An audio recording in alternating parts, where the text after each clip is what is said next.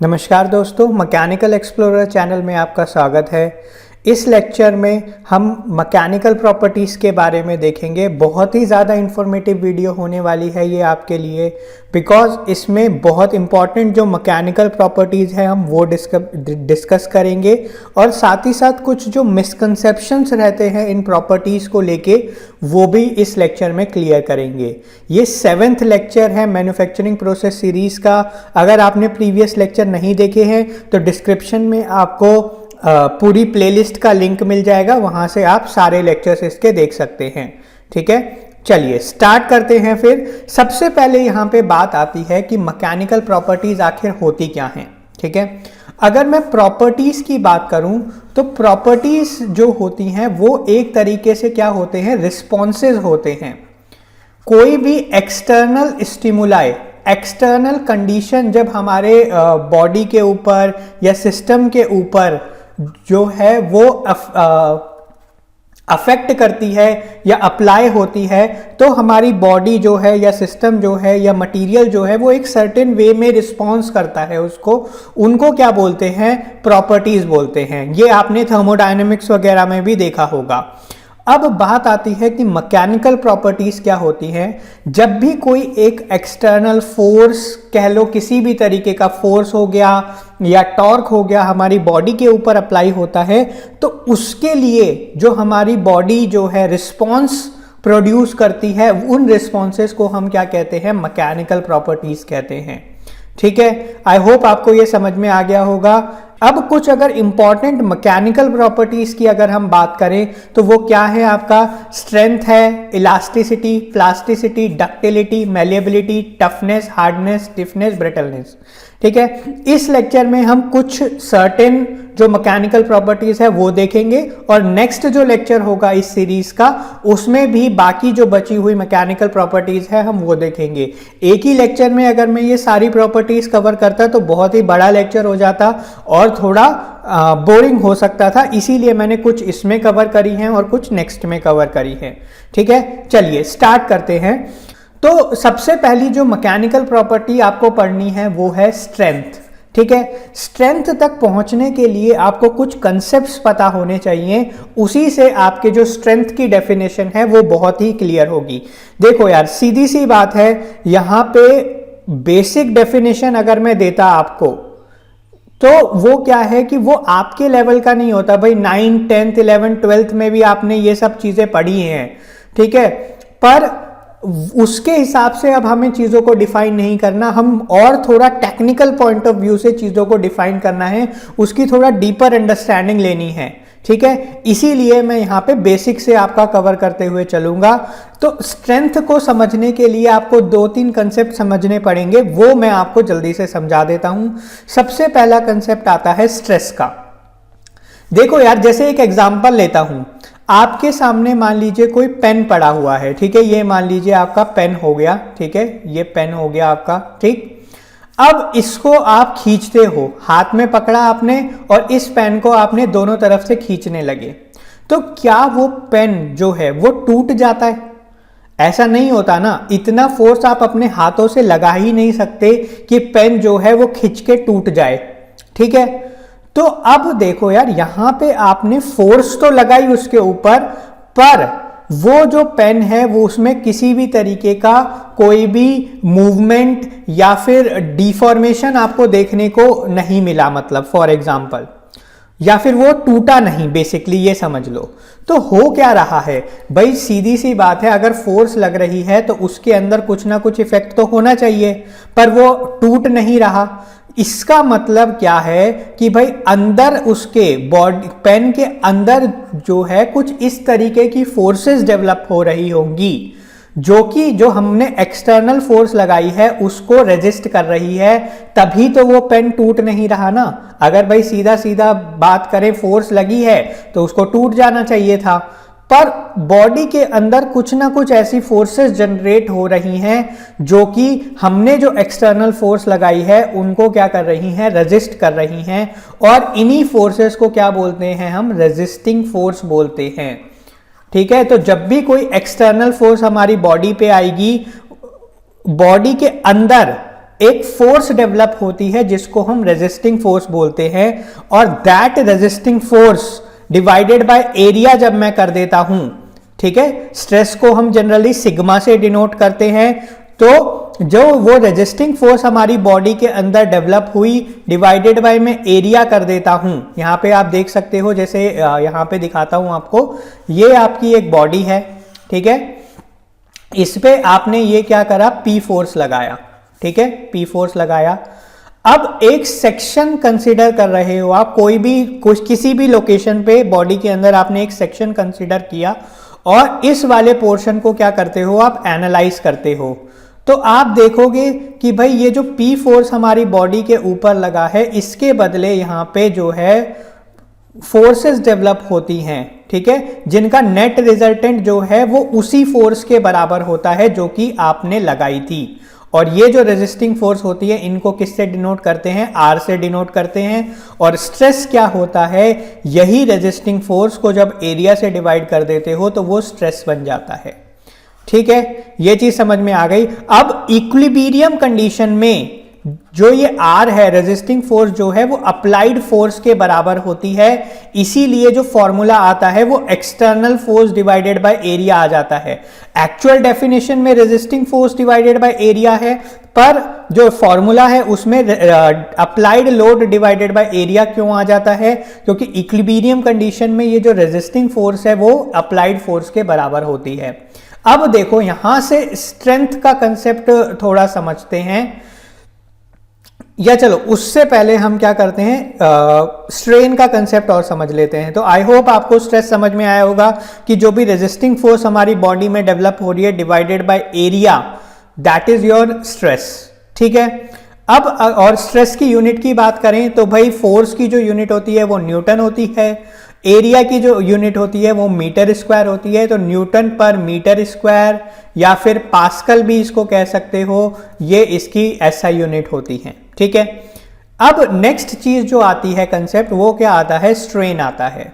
Strain basically क्या है, change in length divided by original length. मान लीजिए कोई बॉडी है आपकी इस तरीके की, और उस पे आप क्या कर रहे हो, इस तरीके का फोर्स लगा रहे हो। अभी तो ये टेंसाइल फोर्स है जो कि इसको बॉडी को क्या करेगा, एलोंगेट करेगा।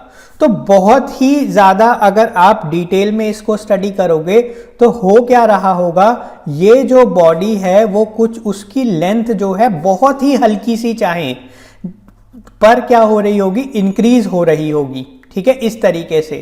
तो अगर मान लो जो ओरिजिनल लेंथ थी उसको L मानते हैं, और जो नई लेंथ है उसको क्या मानते हैं, L0 मान लो, चलो ओरिजिनल लेंथ को, और इसको LF मान लेते हैं। तो स्ट्रेन बेसिकली क्या होता है, change in length. Change in length कैसे निकालोगे भाई, जो भी फाइनल लेंथ है माइनस जो भी ओरिजिनल लेंथ है डिवाइडेड बाय ओरिजिनल लेंथ जब आप कर देते हो तो उसको क्या बोलते हैं, स्ट्रेन बोलते हैं, ठीक है। और ये एक यूनिटलेस क्वांटिटी होगी जिसको हम इंजीनियरिंग स्ट्रेन या फिर कन्वेंशनल स्ट्रेन भी बोलते हैं, ठीक है। तो एक तरीके से स्ट्रेस जो रिप्रेजेंट करता है ना, वो फोर्स को रिप्रेजेंट कर रहा है कि भाई कितना स्ट्रेस बॉडी पे आ रहा है। उसका क्या मतलब है कि कितना फोर्स एक तरीके से आप बॉडी पे लगा रहे हो, उसके रिस्पॉन्स में उसके अंदर फोर्सेस डेवलप होंगे। और जो स्ट्रेन है वो कहीं ना कहीं किसको रिप्रेजेंट करता है, डीफॉर्मेशन को रिप्रेजेंट करता है, ठीक है। आई होप आपको स्ट्रेस और स्ट्रेन के कंसेप्ट क्लियर हो गए होंगे। ये आपका 11th क्लास में भी आप लोग पढ़ चुके हो, ठीक है।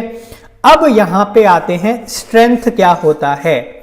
अब देखो यार, स्ट्रेस में मैंने क्या बताया था आपको कि मान लो ये एक बॉडी है, उस पे अभी मान लो 10 न्यूटन का फोर्स लग रहा है, ठीक है, 10 न्यूटन का फोर्स लग रहा है।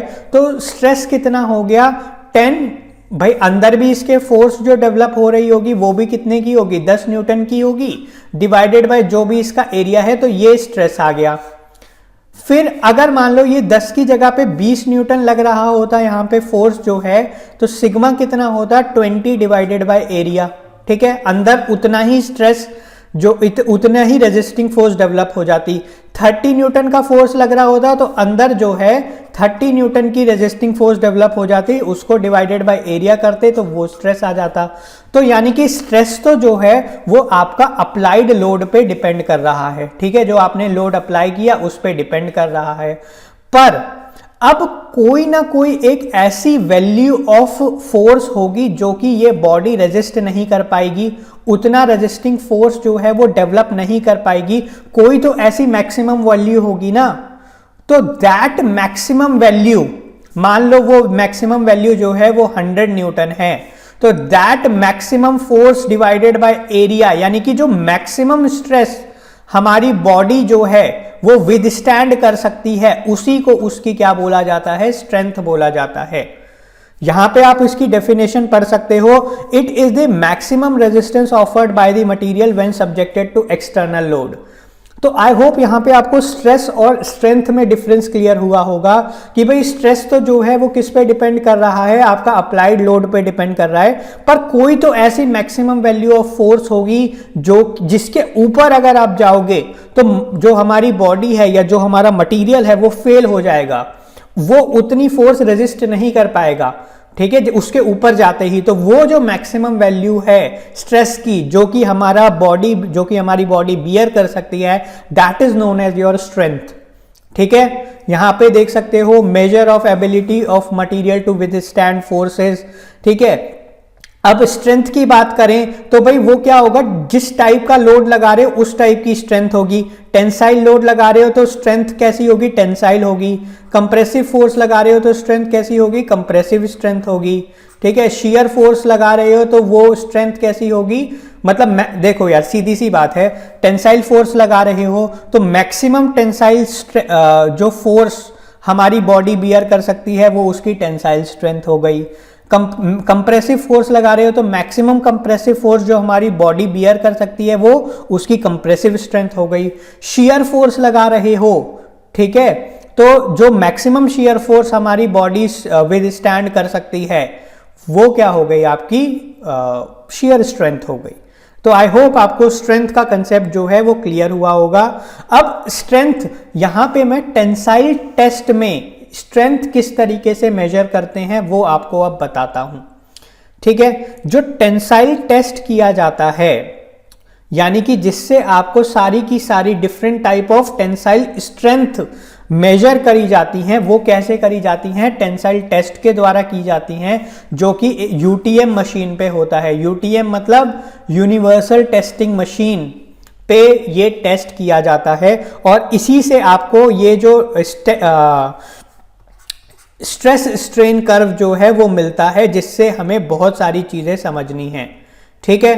तो चलिए स्टार्ट करते हैं। भाई देखो, यूनिवर्सल टेस्टिंग मशीन में टेंसाइल टेस्ट करने के लिए आपको क्या करना पड़ता है, पहले स्टैंडर्ड स्पेसिमेन बनाना पड़ता है जिसकी डायमेंशंस, डायामीटर जो है वो 12.5 mm होता है, और जो आपका लेंथ है ये गॉज लेंथ इतनी लेंथ की बात हो रही है, ये जो है 50 mm होता है आपका, ठीक है। और ये पोर्शन थोड़ा बड़ा बनाया जाता है क्योंकि ये जो है ग्रिप होना है, ठीक है। यहां पे आप देख सकते हो ये मशीन है, यहां पे ये पूरा स्पेसिमेन जो आपने बनाया था वो ग्रिप हो गया है दो ग्रिप्स के बीच में, ठीक है। और ये उसकी गॉज लेंथ हो गई। जहां पे आपने क्या किया है, ये एक्सटेंसोमीटर यहां पे लगाया है जो कि स्ट्रेन वगैरह मेजर करता रहेगा, और इस डिस्प्ले पे आपका स्ट्रेस स्ट्रेन कर्व जो है वो आपको मिलेगा, ठीक है। ये चीज समझ में आ गई। यहां पे ये वाला जो होता है वो रिजिड, यहां पे ये जो प्लेटफॉर्म है ये वाला, ये तो फिक्स्ड होता है, ये मूव नहीं करेगा, ये पूरा पोर्शन मूव नहीं करता। ये ऊपर वाला जो पोर्शन है ये इस मूवेबल प्लेटफॉर्म से कनेक्टेड होता है, ये ऊपर मूव करेगा। तो आप खुद समझो यार इसको, ये पोर्शन मूव नहीं कर रहा, ठीक है, ऊपर वाला मूव कर रहा है, तो हमारी जो बॉडी है उस पे क्या आता है, टेंसाइल फोर्स आता है, या फिर उसमें टेंसाइल स्ट्रेस आते हैं, ठीक है। उसके अंडर हमारी बॉडी जो है वो सर्टेन वे में रिएक्ट करती है। अब यार मशीन से हाई फोर्स लगा के, हाई स्ट्रेस लगा के आप किसी बॉडी को खींच रहे हो तो उसमें डिफॉर्मेशन आएगा, उसमें एलोंगेशन आएगी, वो सब क्या होती है यहाँ पे मेजर होती रहती है आपका, और स्ट्रेस स्ट्रेन कर्व आपका मिलता रहता है। ठीक है, समझ में आ गया आप लोगों को? तो चलिए, यहाँ पे आपको समझाया गया है कि किस तरीके से स्पेसिमेन जो है फिक्स किया जाता है, ठीक है, और कैसे आपका टेस्ट जो है वो कंडक्ट कराया जाता है, वो मैंने आपको समझा दिया। अब आते हैं, देखो इस तरीके से बॉडी आपकी रिएक्ट करती है। ये तो क्या है, आपका ओरिजिनल स्पेसिमेन है, ठीक है, ओरिजिनल स्पेसिमेन है ये फिलहाल आपका, ठीक है। इस पे आप क्या लगाते हो भाई, ऊपर की तरफ से ये ऊपर मूव करने लगता है तो टेंसाइल फोर्सेस आती हैं, तो ये क्या होता है, थोड़ा एलोंगेट होता है, ठीक है। एलोंगेशन में भी जो पहले एलोंगेशन होता है वो इलास्टिक होता है, या फिर डिफॉर्मेशन जो होता है वो इलास्टिक डिफॉर्मेशन है। इलास्टिक डिफॉर्मेशन का क्या मतलब होता है कि अगर अभी इसी पॉइंट पे आपने फोर्स हटा दिया तो जो बॉडी थी हमारी वो अपनी पुरानी शेप और साइज को रीगेन कर लेगी, ठीक है। फिर धीरे धीरे इसमें क्या होता है, जैसे जैसे स्ट्रेस या फोर्स बढ़ती है प्लास्टिक डिफॉर्मेशन होने लगता है, यानी कि बॉडी जो है वो अब अपनी पुरानी शेप को, साइज को रीगेन नहीं कर पाएगी। फिर जैसे जैसे फोर्स और ज्यादा बढ़ती है तो जो ये एरिया है आपका वो और ज्यादा पतला होने लगता है। जैसे आपने प्लास्टिक पॉलीथीन जो है वो खींची होगी, तो पॉलीथीन जब आप खींचते हो तो वो क्या होती है भाई, पतली होने लगती है, फिर जाके टूटती है। तो जो आपके मेटल्स वगैरह होते हैं उनमें भी ऐसा ही देखने को मिलता है कि एक सर्टेन पॉइंट के बाद इसमें क्या हो जाता है, नेकिंग स्टार्ट हो जाता है। नेकिंग मतलब वो ऐसे बीच में से पतला होने लगता है, और फिर आप फर्दर फोर्स बढ़ाते रहोगे तो वो क्या हो जाएगा, फ्रैक्चर हो जाएगा, टूट जाएगा, ठीक है। तो इसी चीज को जो हमारा स्टडी होती रहती है, स्ट्रेस बढ़ता रहता है, स्ट्रेन उसके कॉरस्पॉन्डिंग आता रहता है, तो हमें जो उस मशीन से एक कर्व मिलता है जिसको स्ट्रेस स्ट्रेन कर्व बोलते हैं, और इसी को अब हमें थोड़ा डिटेल में पढ़ना है। यहाँ पे कुछ पॉइंट्स होते हैं यहाँ पे जो कि आपको समझने बहुत इंपॉर्टेंट है। सबसे पहले आपको आई होप हुक्स लॉ पता होगी कि हुक्स लॉ क्या होती है। हुक्स लॉ क्या कहती है कि जो स्ट्रेस होता है वो क्या होता है, डायरेक्टली प्रोपोर्शनल टू स्ट्रेन होता है, ठीक है, पर ये अप टू सर्टेन लिमिट ही वैलिड होती है, उसके ऊपर ये फोर्स, ये जो लॉ है वो वैलिड नहीं होती, ठीक है। तो ए पॉइंट, सबसे पहला जो पॉइंट आपको मिलता है स्ट्रेस स्ट्रेन कर्व में, इस एक्सिस पे स्ट्रेस है, इस पे स्ट्रेन है। आपने क्या किया भाई, फोर्स को बढ़ाना शुरू किया, ठीक है। स्टार्टिंग में आपने मशीन से फोर्स को बढ़ाना शुरू किया, तो भाई जैसे जैसे फोर्स बढ़ेगी वैसे वैसे डिफॉर्मेशन भी बढ़ेगा, यानी कि जैसे जैसे स्ट्रेस बढ़ रहा है वैसे वैसे स्ट्रेन भी बढ़ रहा है। तो ए पॉइंट तक, ए पॉइंट जो होता है उसको बोलते हैं हम प्रोपोर्शनल लिमिट। ए पॉइंट यहां पे क्या है आपका, प्रोपोर्शनल लिमिट है। प्रोपोर्शनल लिमिट का क्या मतलब होता है, इस रीजन में, यानी कि ओ से ए का जो रीजन है, ये वाला रीजन, इसमें हुक्स लॉ जो है वो स्ट्रिक्टली वैलिड है। ये बिल्कुल एक स्ट्रेट लाइन मिली है कि जितना स्ट्रेस बढ़ रहा है उतना ही क्या बढ़ रहा है, आपका स्ट्रेन बढ़ रहा है। इसको बोलते हैं हम प्रोपोर्शनल लिमिट, ठीक है। आई होप आपको ये समझ में आ गया होगा। उसके बाद एक पॉइंट, कई मटेरियल्स में देखो, ये जो स्ट्रेस स्ट्रेन कर्व यहाँ पे शो किया गया है ना, ये आपका डक्टाइल मटेरियल के लिए शो किया गया है। और अगर उस मटेरियल की भी बात करूं तो माइल्ड स्टील के लिए जनरली ये शो किया जाता है। क्यों? क्योंकि माइल्ड स्टील में क्या होता है, सारे पॉइंट्स बहुत ही क्लियरली विजिबल होते हैं, ठीक है। डक्टाइल मटेरियल के लिए आप समझ लीजिए ये कर्व शो किया गया है। इसमें एक और पॉइंट होता है यहाँ पे, वैसे कईयों में ये पॉइंट्स बहुत ही क्लोज होते हैं तो डिस्टिंक्शन करना मुश्किल हो जाता है, पर कईयों में क्लियरली शो होते हैं कई मटेरियल्स में। तो कई मटेरियल्स में एक और पॉइंट यहाँ पे मिलता है, उसको नाम दे देता हूं मैं, पी नाम दे देता हूं, ठीक है, या चलो ई नाम दे दो, ई तो चलो यहाँ पे दे रखा है, एफ दे देते हैं। एफ जो है यहाँ पे उसको क्या बोलते हैं हम, इलास्टिक लिमिट बोलते हैं, इलास्टिक लिमिट। इलास्टिक लिमिट क्या पॉइंट है कि भाई इस पॉइंट के ऊपर अगर आप स्ट्रेस को बढ़ाते हो, देखो इतना स्ट्रेस अगर आपने लगाया है, इतना स्ट्रेस जितना भी है अगर आपने बॉडी पे लगाया है और वो हटा दिया तो बॉडी अपनी शेप को क्या कर लेगी, रीगेन कर लेगी। अगर इसके ऊपर जाते हो तो बॉडी जो है वो वापस नहीं आ पाएगी, उसमें परमानेंट डिफॉर्मेशन आ जाएगा। तो ए जो है उसमें तो क्या होता है, बिल्कुल प्रोपोर्शनल है स्ट्रेस स्ट्रेन, पर ए से एफ के बीच में क्या होता है, ये प्रोपोर्शनैलिटी थोड़ी सी हिल जाती है, इसीलिए ये स्ट्रेट लाइन नहीं होगी ए से बी तक, ये थोड़ा सा कर्व होगा।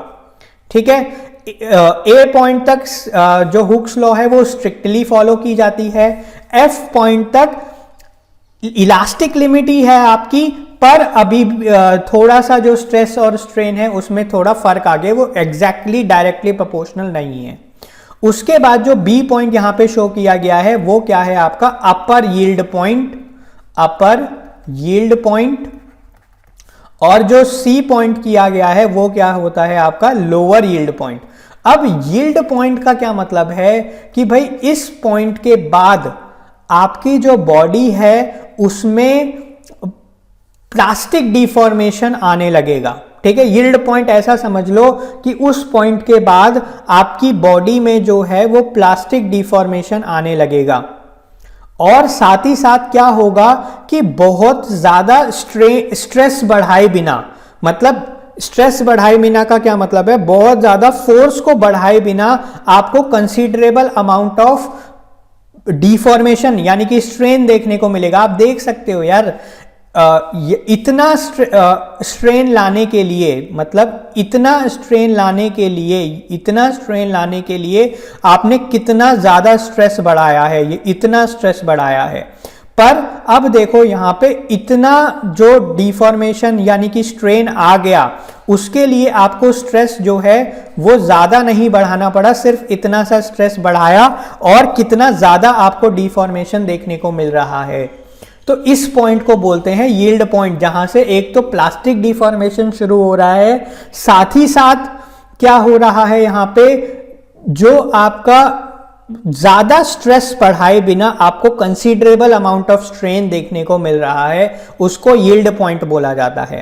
अब अपर यील्ड पॉइंट और लोअर यील्ड पॉइंट में डिफरेंस क्या होता है, देखो यार आपको ये चीज पता है, कुछ भी चीज इनिशिएट करने के लिए आपको ज्यादा फोर्स लगानी पड़ती है, और जब वो चीज इनिशिएट हो जाती है उसके बाद उस चीज को कंटिन्यू करने के लिए थोड़ी कम फोर्स लगानी पड़ती है। जैसे ये फ्रिक्शन का एग्जांपल आपने देखा होगा, साइकिल जब आप पैडल मारना स्टार्ट करते हो तो जब फोर्स जो होती है वो ज्यादा लगती है उसको मूव कराने के लिए, पर एक बार वो चलने लगती है साइकिल, फिर फोर्स जो हो जाती है थोड़ी सी कम हो जाती है उसको चलाने के लिए। बिल्कुल सेम यही केस है, प्लास्टिक डिफॉर्मेशन को इनिशिएट करने के लिए आपका जो फोर्स है वो थोड़ी ज्यादा लगती है, तो उसको अपर यील्ड पॉइंट बोला गया, और फिर जब उसको मेंटेन करने के लिए थोड़ी कम फोर्स लगाते हो आप, तो उसको बोलते हैं हम लोअर यील्ड पॉइंट। ठीक है, उसके बाद यहां पे डी पॉइंट है। डी पॉइंट क्या है आपका, अल्टीमेट स्ट्रेस पॉइंट।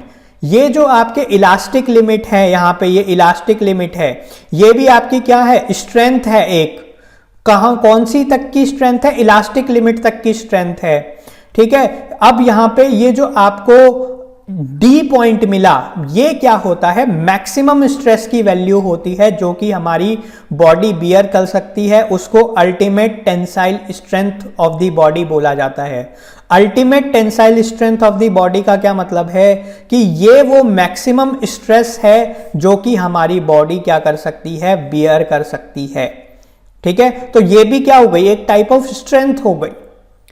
और यहां पे ये जो रीजन है ना, इसको बोला जाता है strain hardening region, plastic region. देखो इसके इधर ये जो इलास्टिक पॉइंट है आपका, इसके इधर का जो रीजन होता है उसको इलास्टिक रीजन बोला जाता है, इसके राइट साइड का जो पूरा रीजन है उसको प्लास्टिक रीजन बोला जाता है, वो तो ठीक है।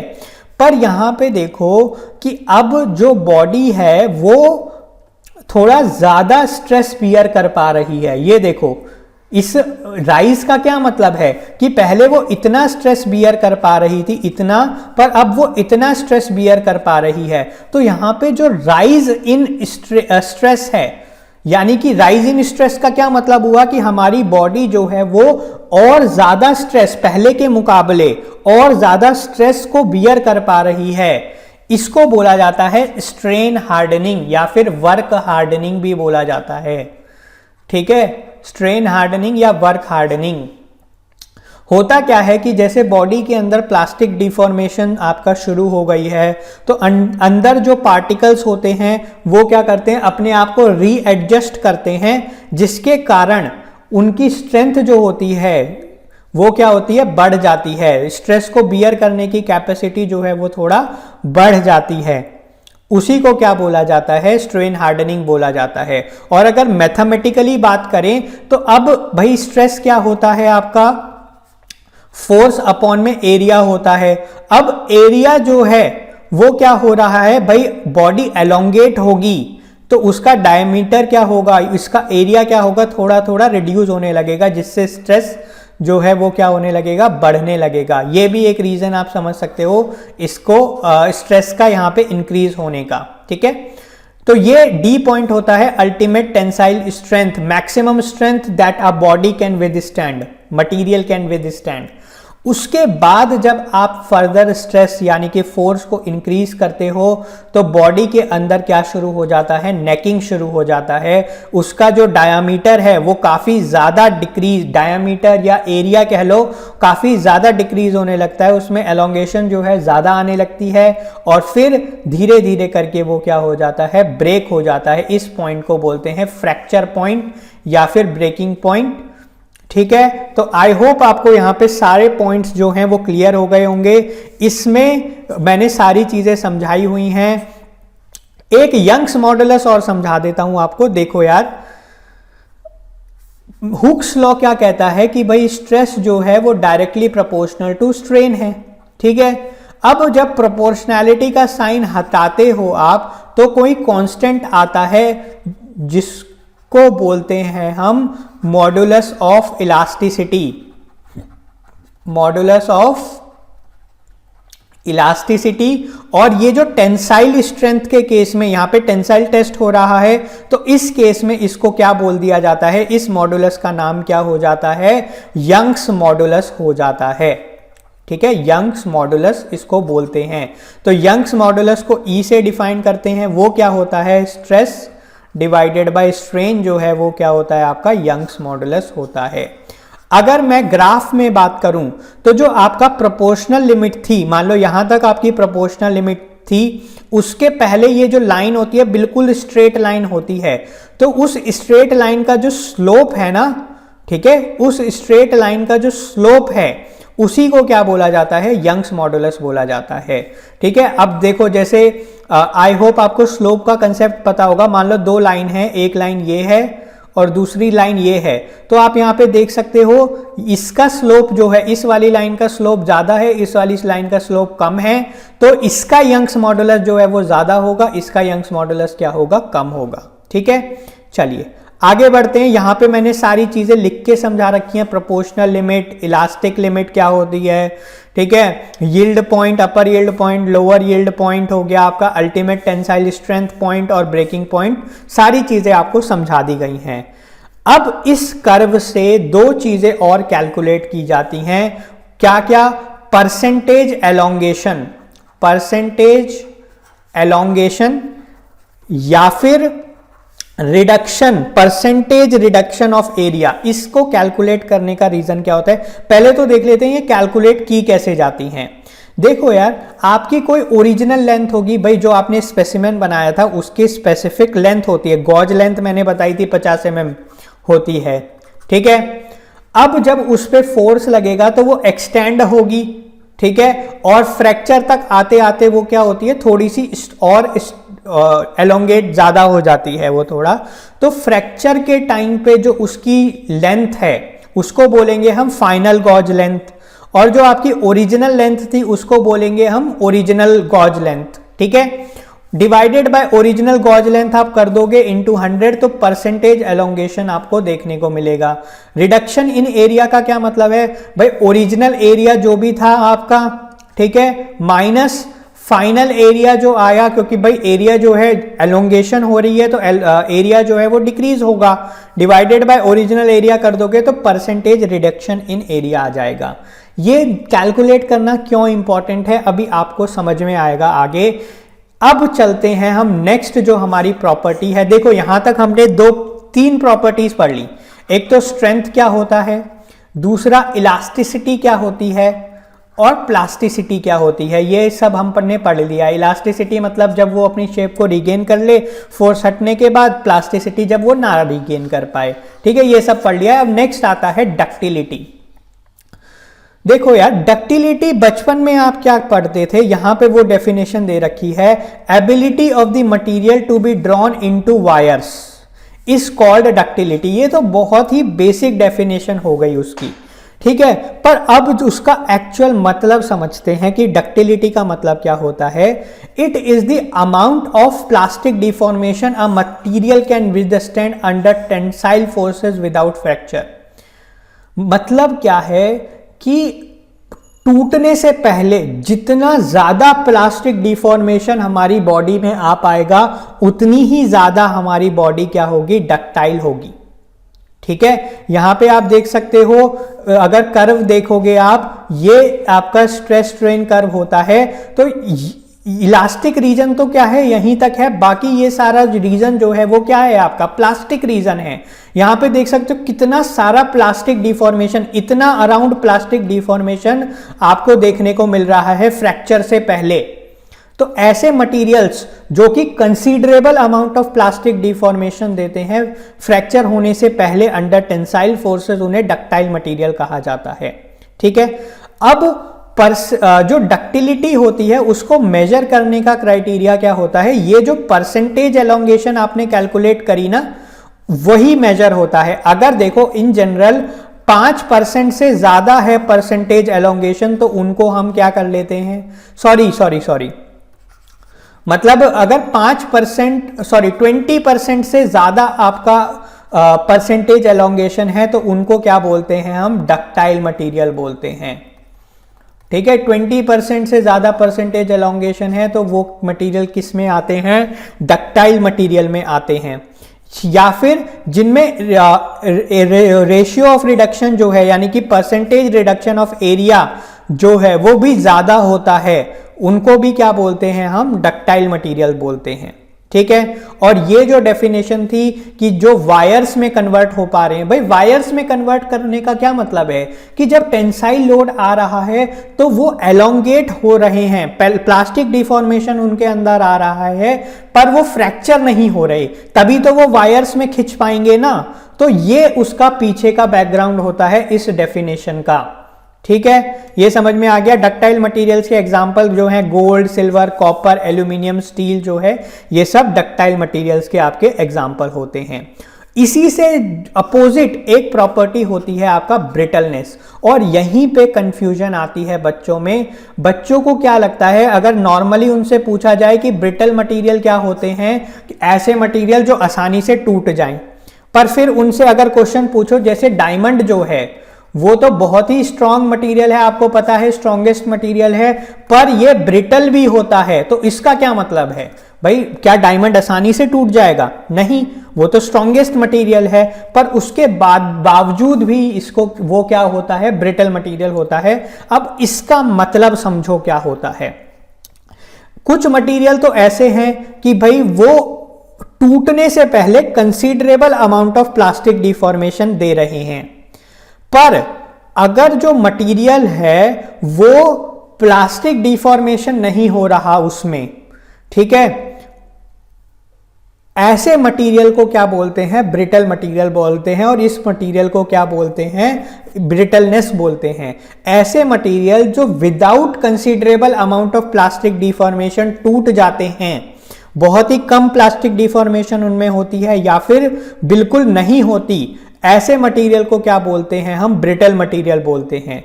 हमें बिल्कुल नहीं ये समझना चाहिए कि ये जो है उनमें लैक ऑफ स्ट्रेंथ है, बिल्कुल नहीं, ऐसा नहीं है।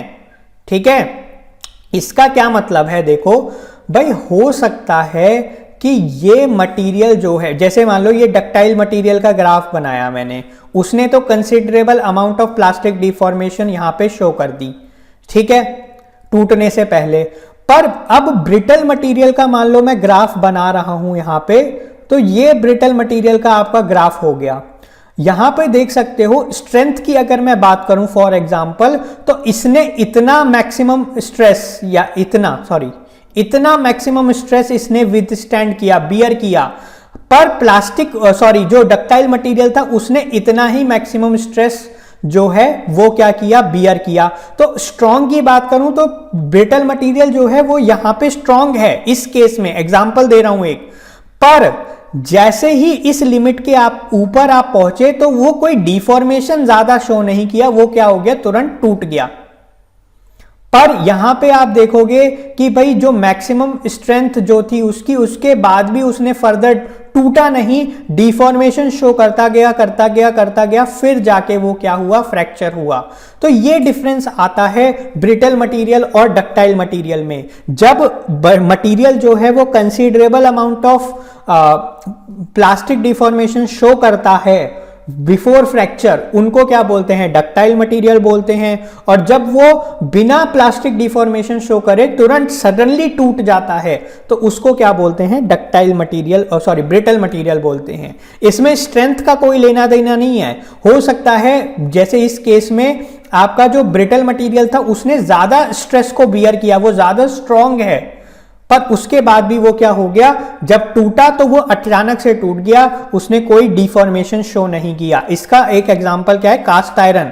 कास्ट आयरन आपका काफी स्ट्रांग होता है, पर एक लिमिट के बाद आपने स्ट्रेस बढ़ाया तो वो कोई साइन शो नहीं करेगा टूटने का। कि जैसे डक्टाइल मटेरियल में तो क्या होगा, नेकिंग हो जाएगी तो आपको पता चल जाएगा कि भाई मटेरियल जो है वो टूटने वाला है, पर इसमें कोई नेकिंग वेकिंग नहीं होगी, सीधा टूट जाएगा। ठीक है, कास्ट आयरन हो गया, डायमंड हो गया, कंक्रीट हो गया, हमारी जो बोन्स हैं ये सब क्या है, आपका ब्रिटल मटेरियल्स हैं। बोन की क्या मतलब है भाई, बोन्स जैसे क्या होती हैं, स्ट्रॉन्ग है काफी, पर जब टूटती हैं तो वो क्या होता है, सडन फेलियर उनमें हो जाता है। आई होप आपको स्ट्रॉन्गनेस, ब्रिटलनेस एंड डक्टिलिटी में फर्क समझ में आया होगा। यहाँ पे डक्टाइल मटेरियल का ग्राफ आपको शो कर रखा है जिसने काफी प्लास्टिक डिफॉर्मेशन शो करी है, ब्रिटल मटेरियल ने बिल्कुल प्लास्टिक डिफॉर्मेशन शो नहीं करी, और ये प्लास्टिक मटेरियल है जो कि इलास्टिक रीजन उसका क्या है, कम है। इसमें देखो यहां तक इलास्टिक रीजन है लगभग, इसमें यहां तक इलास्टिक रीजन है, इसमें जो इलास्टिक रीजन है वो बस यहां तक है, बहुत ही कम इलास्टिक रीजन है, मैक्सिमम प्लास्टिक रीजन ही है इसमें। ठीक, आगे बढ़ते हैं। अब मेलिएबिलिटी एक प्रॉपर्टी आती है। मेलिएबिलिटी आपने पढ़ा होगा कि भाई ऐसे मटेरियल जो कि हैमरिंग करके उनको थिन शीट्स में कन्वर्ट करा जा सके, वो मेलेबल मटेरियल होते हैं। ये तो बेसिक डेफिनेशन है, छोटी क्लासों में भी आप पढ़ते हो। पर इसका असली मतलब ये होता है ability of plastic deformation under compressive load. अभी तक तो हम जो भी हमने डक्टिलिटी पढ़ा, ब्रिटलनेस पढ़ा, स्ट्रेंथ पढ़ा, वो सब किस में था, टेंसाइल लोड में था। ठीक है, टेंसाइल फोर्सेस बॉडी पे आ रही थी। जब बॉडी के ऊपर कंप्रेसिव फोर्सेस आती हैं और अगर वो अच्छे से considerable amount of plastic deformation दे पाता है तो उसको क्या बोलते हैं हम, मेलिएबल मटेरियल बोलते हैं। ठीक है, और तभी उनको हैमर करके शीट्स में कन्वर्ट किया जा सकता है। भाई हैमरिंग करोगे उसके ऊपर तो वो कंप्रेसिव लोड उस पे आ रहा है और वो शीट्स में कन्वर्ट हो रहा है, इसका मतलब क्या है, वो प्लास्टिक डिफॉर्मेशन शो कर रहा है। एल्यूमिनियम, कॉपर, टिन वगैरह जो हैं इसके एग्जांपल्स हैं। अच्छा, एक चीज और मैं बता दूं ब्रिटलनेस पे, अगर आपका परसेंटेज एलोंगेशन जो है वो 5% से कम होता है तो ऐसे मटेरियल्स को क्या बोलते हैं हम, ब्रिटल मटेरियल्स बोलते हैं। ठीक है, समझ में आ गया, आगे बढ़ते हैं। अब आता है एक प्रॉपर्टी स्टिफनेस। स्टिफनेस का क्या मतलब होता है, it is the ability of the material to resist deformation. ठीक है, मतलब बॉडी जो है वो डिफॉर्मेशन को अगर रेजिस्ट कर रही है तो उस बॉडी को क्या बोला जाएगा, उस मटेरियल को क्या बोला जाएगा, स्टिफ मटेरियल बोला जाएगा। अब कई बच्चे कंफ्यूज करेंगे कि स्टिफनेस और स्ट्रांगनेस जो है वो एक ही चीज है। नहीं, इनमें क्या है, थोड़ा सा डिफरेंस है। जैसे कि अगर मैं बात करूं एल्यूमिनियम की और यहां पे स्टील की, ठीक है, एक आपने बीम बना रखी है जो कि क्या है, बीम इस तरीके की बनाता हूं, मान लो ये आपने कोई कंपोनेंट बना रखा है स्टील का और ये बना रखा है एल्यूमिनियम का, एल्यूमिनियम के अलॉय का मान लो बना रखा है, ठीक है। इस पे क्या हो रखा है, आपने फोर्स लगा रखी है, ठीक है, इस पे भी आपने फोर्स लगा रखी है, सेम फोर्स है। तो अब देखो होगा क्या कि भाई स्टील जो है वो इस लोड को बियर कर पाएगी, अच्छा खासा लोड आपने लगा रखा है, बियर कर पाएगी, और साथ ही साथ उसमें कोई डिफॉर्मेशन नहीं आएगा, वो इस तरीके से बेंड नहीं होगी, ठीक है। पर एल्यूमिनियम के केस में क्या है, वो इतने फोर्स को बियर तो कर सकता है पर उसके अंदर क्या आ जाएगा, थोड़ा इस तरीके का बेंडिंग आ जाएगा, बेंडिंग आपको देखने को मिलेगा। तो यहां पे क्या मतलब है कि भाई जो स्टील है वो ज्यादा स्टिफ है और जो आपका एल्यूमिनियम है वो क्या है, स्टिफ कम है, स्ट्रॉन्ग तो दोनों ही उतने हैं। भाई जब दोनों ही उतना ही स्ट्रेस बियर कर पा रहे हैं तो स्ट्रॉन्ग तो एक तरीके से दोनों ही हुए, पर फर्क क्या आ गया, इसमें जो है वो डिफॉर्मेशन नहीं आया उतना कंसिडरेबल, इसमें आपका कंसिडरेबल डिफॉर्मेशन देखने को मिला। इसीलिए स्टील को ज्यादा रिजिड या फिर स्टिफ, स्टिफनेस को दूसरा नाम क्या होता है, रिजिडनेस होता है, ठीक है। तो ज्यादा रिजिड या स्टिफ बोल देंगे और एल्यूमिनियम को कम स्टिफ या फिर लेस रिजिड बोल देंगे। तो आई होप आपको समझ में आया होगा डिफरेंस कि जब बॉडी हमारा डिफॉर्मेशन को रेजिस्ट करती है तो उस प्रॉपर्टी को क्या बोला जाता है, स्टिफनेस बोला जाता है, ठीक है। और स्टिफनेस का एक मेजर जो होता है यंग्स मॉडुलस होता है, ई जो था, स्ट्रेस बाय स्ट्रेन। जैसे कि क्या होगा कि भाई अब आपको ये पता है यंग मॉडुलस जो है वो स्लोप होता है प्रोपोर्शनल लिमिट तक का, ठीक है, प्रोपोर्शनल लिमिट तक का स्लोप होता है इस कर्व का, स्ट्रेस स्ट्रेन कर्व का। तो अगर स्लोप ज्यादा है तो वो मटेरियल जो है उसको क्या बोलेंगे, मोर स्टिफ बोलेंगे, और अगर स्लोप कम है तो उस मटेरियल को क्या बोलेंगे, लेस स्टिफ बोलेंगे, ठीक है। आई होप आपको स्टिफनेस समझ में आई होगी। अब हम चलते हैं नेक्स्ट प्रॉपर्टी जो कि क्या आती है, रेजिलियंस। मैकेनिकल प्रॉपर्टी जो है वो रेजिलियंस आती है।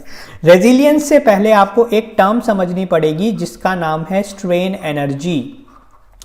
आप इसके लिए एक एग्जाम्पल समझ लो, जैसे कि जो रबर बैंड्स आते हैं आपके, आपने बचपन में वो खेला भी होगा कि भाई रबर बैंड को खींचते हो आप और अपने फ्रेंड को मारते हो। तो होता क्या है, इस एग्जाम्पल से थोड़ा समझने की कोशिश करो। जब वो रबर बैंड खींचता है तो आप उस पर क्या कर रहे हो, वर्क कर रहे हो, और वही वर्क के कारण उसमें डिफॉर्मेशन आ रहा है, यानी कि स्ट्रेन आ रहा है। तो वो जो वर्क आप उस रबर बैंड के ऊपर कर रहे हो, उसके कारण रबर बैंड के अंदर एक एनर्जी स्टोर हो रही है जिसको बोलते हैं स्ट्रेन एनर्जी। और जैसे ही आपने वो रबर बैंड छोड़ा, वो एनर्जी क्या हो गई, फिर से कन्वर्ट हो गई और आपके फ्रेंड को हिट किया तेजी से। तो ये जो स्ट्रेन एनर्जी होती है इसका क्या मतलब है, it is the amount of energy that is stored in the body due to the work done on the body. भाई जब बॉडी पे आप फोर्स लगा रहे हो, उसमें डिफॉर्मेशन आ रहा है, तो एक तरीके से काम कर रहे हो उसके ऊपर।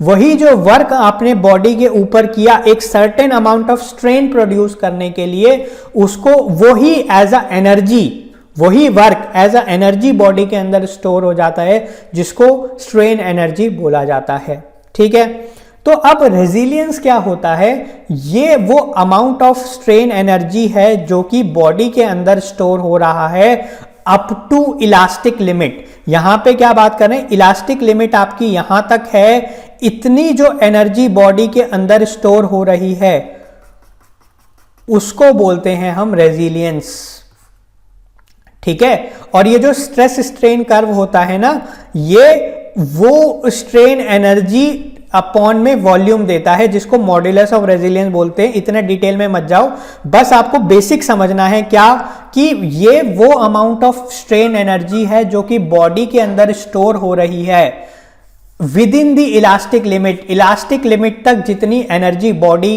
के अंदर स्टोर हो रही है उसको बोला जाता है रेजिलियंस बोला जाता है। ठीक है, ये चीज समझ में आ गई। यानी कि इतनी एनर्जी एक तरीके से पर यूनिट वॉल्यूम बॉडी के अंदर स्टोर हो रही है और इसको क्या बोल देते हैं हम, रेजिलियंस बोल देते हैं। ठीक है, नेक्स्ट चीज जो आती है वो आती है टफनेस आती है आपका नेक्स्ट प्रॉपर्टी। वो क्या है, वो भी अमाउंट ऑफ स्ट्रेन एनर्जी है जो कि बॉडी के अंदर स्टोर हो रही है, पर वो कहां तक है, आपका फ्रैक्चर पॉइंट तक। यानी कि रेजिलियंस तो बस इतना था, पर ये जो पूरी एनर्जी हमारी बॉडी के अंदर स्टोर हो रही है, पूरी एनर्जी अप टू फ्रैक्चर, वो क्या होता है, उसकी टफनेस होती है। Amount of energy absorb by the material at the time of fracture under impact load. अभी ये बताता हूं क्या है। तो ये वो टोटल अमाउंट ऑफ एनर्जी है जो कि हमारी बॉडी में स्टोर हो रही है up to fracture. Resilience amount of strain energy absorbed in the body up to elastic limit, और toughness amount of strain energy stored in the body या absorbed by the body up to fracture is called toughness। ठीक है, अब generally जो है जो आपके ductile materials हैं उनको ज़्यादा टफ भी बोला जाता है। क्यों? क्योंकि भाई उनमें ऑब्वियस सी बात है, जैसे डक्टाइल मटेरियल है उसका जो कर्व है वो ऐसे जाएगा, ब्रिटल मटेरियल का जो कर्व है वो ऐसे जाएगा।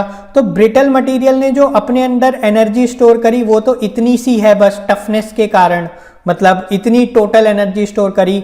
जो आपका डक्टाइल मटेरियल है उसने इतनी सारी एनर्जी स्टोर कर ली, तो उसकी टफनेस जो है ज़्यादा होती है।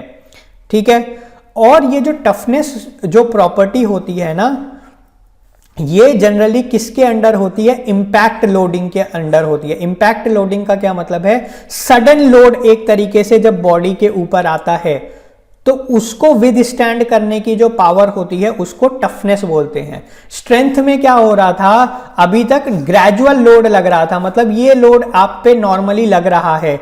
ठीक है, यानी कि एक तरीके से आप पुश कर रहे हो या कोई वेट आपके ऊपर लग रहा है, वो सडनली नहीं लग रहा।